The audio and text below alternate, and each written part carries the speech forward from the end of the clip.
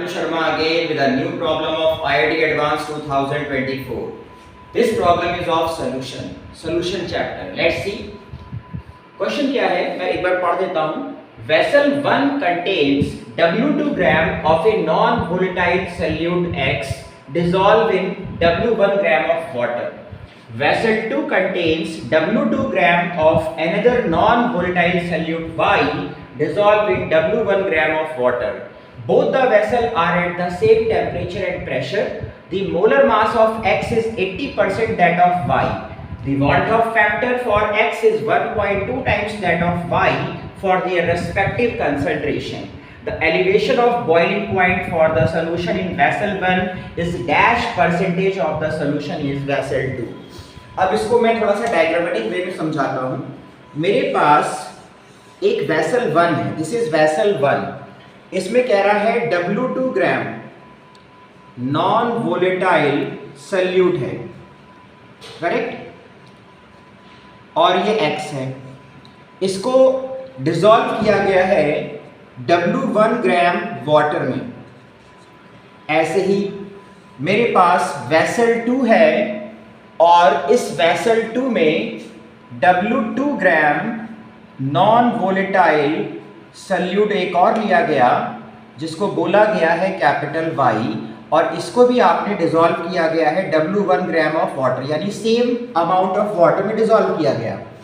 दोनों same temperature and pressure पे exist कर रहे हैं. अब यहां पर एक कंडीशन दी है, molar mass of X is 80% यानी 0.8 of molar mass of Y and Van-Hoff factor for X is 1.2 times Van-Hoff factor of Y. ये गिवन कंडीशन है और आपसे बोला जा रहा है कि जो पहला एलिवेशन आएगा X के लिए बॉइलिंग पॉइंट में वो कितना परसेंटेज होगा दूसरे वाले elevation in boiling point for the vessel Y का. तो यानी कि मुझे दोनों की डेल्टा टीबी निकालना है.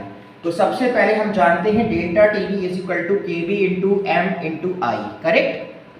तो पहले मैंने x के लिए निकाला delta TB x. KB same होगा सॉल्वेंट, जो भी होगा कट जाएगा. मोलैलिटी यानी कि moles weight upon molecular weight, मैंने इसका x मान लिया, और W1 ग्राम वाटर है इसको किलोग्राम में कन्वर्ट कर लिया. इसका मतलब KB into W2 upon mx into 1000 upon W1. अब मैंने डेल्टा टीबी निकाला जो कि Y के लिए होगा, ये हो जाएगा केबी इंटू, यहाँ पर है W2 ग्राम है ना, और ये मोलर मास हो जाएगा My, और ये हो जाएगा 1000 अपॉन W1 क्योंकि वेट दोनों का सेम है. अब दोनों को मैंने डिवाइड कर दिया. डिवाइड करने पर केबी कैंसिल हो गया, W2 कैंसिल हो गया, 1000 एंड W1 कैंसिल हो गया, यानी रिलेशन आया delta TB X upon delta TB Y is equal to, यहाँ पे देखिए क्या बच रहा है, यहाँ पे बच रहा है My ऊपर चला जाएगा और Mx नीचे आ जाएगा. इसके अलावा इसमें एक चीज़ मैंने छोड़ दी है, I factor X into I factor Y. तो ये Ix फैक्टर ऊपर है और Iy फैक्टर नीचे है. नाउ यहाँ पे दिया हुआ है Mx इक्वल टू 0.8 My, यानी My अपॉन Mx 1 अपॉन 0.8, ये है 1 अपॉन 0.8, और यहाँ पे Ix is equal to 1.2 times Iy, यानी कि ये 1.2 है.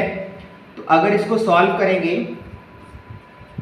तो ये आ रहा है 1.5 टाइम्स डेल्टा टीबी Y, और इसको मैं परसेंटेज में करूंगा तो ये आएगा 150% ऑफ डेल्टा टीबी Y.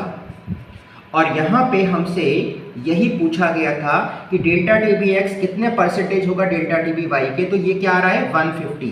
तो 150% टाइम्स होगा. तो this is the answer and this is a very normal problem. Language बड़ी है लेकिन क्वेश्चन बहुत ही सिंपल था. I hope you will understood. Thank you.